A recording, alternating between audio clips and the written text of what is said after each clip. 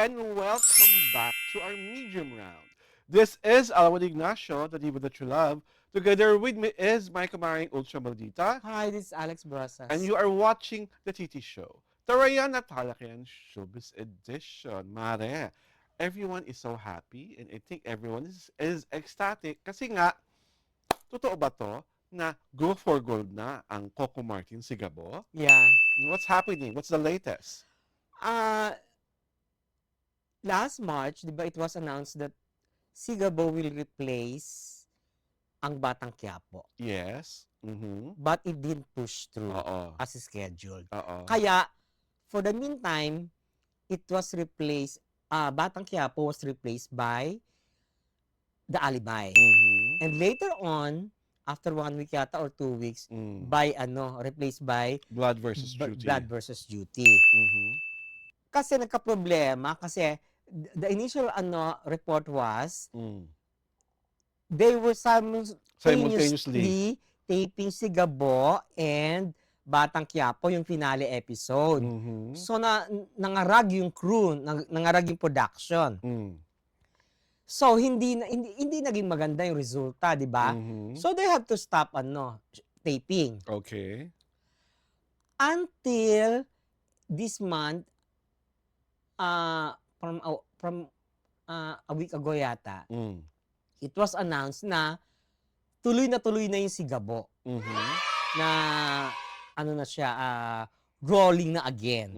They're shooting again. Oo, nag-shoot na sila again. At pinakita sa mga clips na tuloy na nga kasi may mga eksena na nga pinakita with Julia Montes. Okay. 'Di ba? So, hindi totoo yung chikang kaya ito na hold kasi buntis si Julia. Oo. Parang the taping of the show douses any rumors na she's pregnant. tama yung yung chika na pregnant si Okay. si Julia. 'Di ba? So in between siguro nakapag sila pahinga kasi medyo matagal yung 'di ba? March tapos May na ngayon, 'di ba? Okay. May na sila Question, shooting. what about the other chika or the impression or the perception of other people na kaya hindi natuloy yung airing ng Sigabo is because yung mga powers that be, nung nakita yung na-tape, hindi nila nagustuhan. It could be true. It could be Okay. true kasi everything that's been taped, that's been filmed, lahat na dumadaan doon sa sa screening committee which is composed of the higher ups. Oo, the Diba? executives. Oo. They know, they feel kung ano yung papatok at hindi. Probably because hindi nga masyado napaghandaan yung taping ng Sigabo because tinatapos yung taping ng Quiapo. Batang Quiapo. So, So, hindi what was presented to them? hindi was- masyadong maganda. Okay. Pero not to tell na pangit. Okay. Hindi lang it did not meet the standards of the higher ups. So, hindi siya shelved.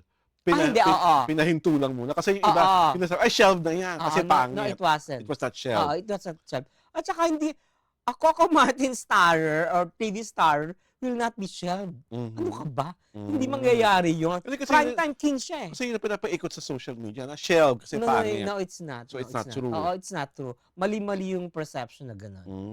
So, what are your expectations sa Sigabo now that it's airing maybe by June or July? Tawag dito. Kasi, tapusan ito eh.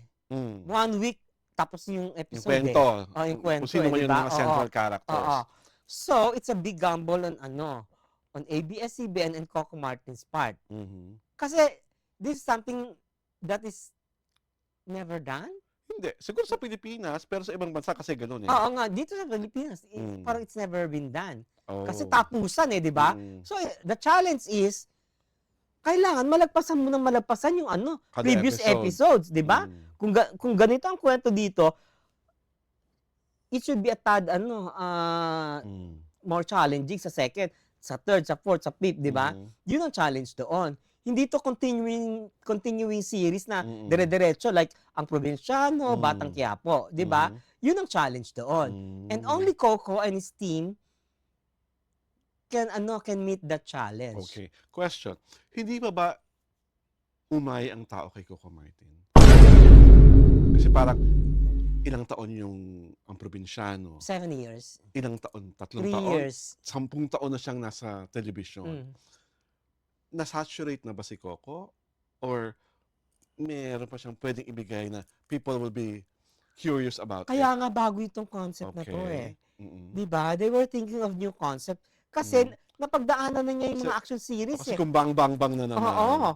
Kasi, 'di ba, meron pa siyang may ano siya, yung may espada, tapos may mga love series siya, 'di ba? Naging anak siya ni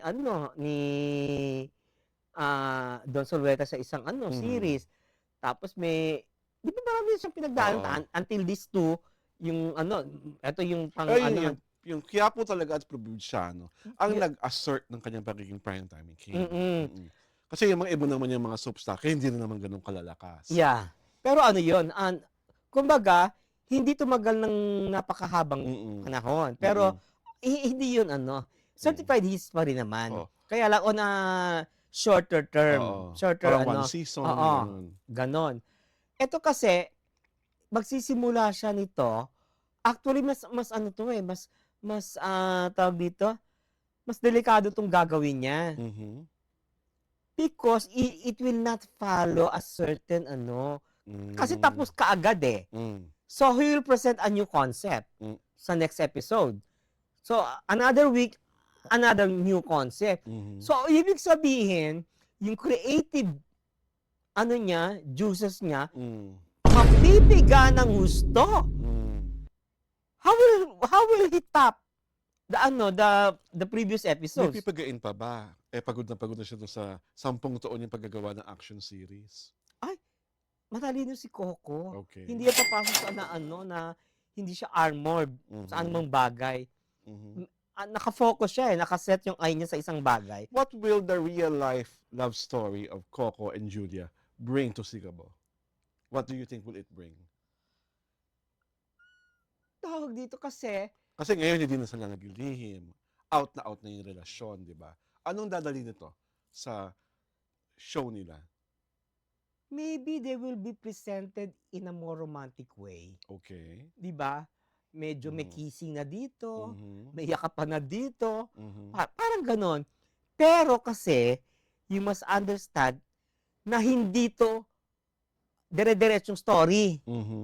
So, ibig sabihin, one week tapos ang kwento. So, another level of romantic naman. Pero, dalawa kasi dito ang pervading elements. Romance and action. But you said a while na, ba may comic elements na rin ito? May comic elements. It's a hardbang action. Hindi to hindi to super bang-bang. Hindi to super patayan or barilan, di ba? Ang comic relief siguro dito will balance the action and the romance. The romance. Yun ang konsepto nila. So siguro naman finally yung katauhan ni Coco dito nakatabaan na ng baril. Kasi sa kakapanood ko na ang probinsyano ng Batang Quiapo, taka ko talaga. Hindi siya tinatawa. Hindi, magtataka ko kung paano siya buhay na buhay agad, di ba? Diba? Sa Batang Quiapo, may isa pusa ata yung character niya, si Tanggol. Nabubugbog, todong-todo, laging bordering on masitegi na. On the brink of death na. Tapos buhay na naman. Siguro hindi naman to ganon. I wouldn't know. You wouldn't know. Ako, what I look forward kasi is yung romantic dynamics ni Coco at ni Julia on screen, lalo na sa television. Kasi nakapagpelikula lang sila, di ba? So, syempre, iba gusto ko yung parang sila, yung parang maging parang very, yung John and Marcia, or action. Or yung character na ni Freddie Webb at ni Nova Villa. Chika. Sabi sa kanila, Coco, hindi ka na mag-shower tayo. Gusto ko yung mga ganung element, ang magpapakita talaga na, kasi hindi na naman sila love team, di ba? Ang maganda dito, dapat Mr. and Mrs. Smith. Oo, parang gano'n. Parang Jolina, gano'n. ano, di ba? Oo, Angelina Angelina Jolie and Brad Jolie Pitt. and ano, Brad Pero Pitt. parang sa akin gano'n na yung level para Mm. mas interesting.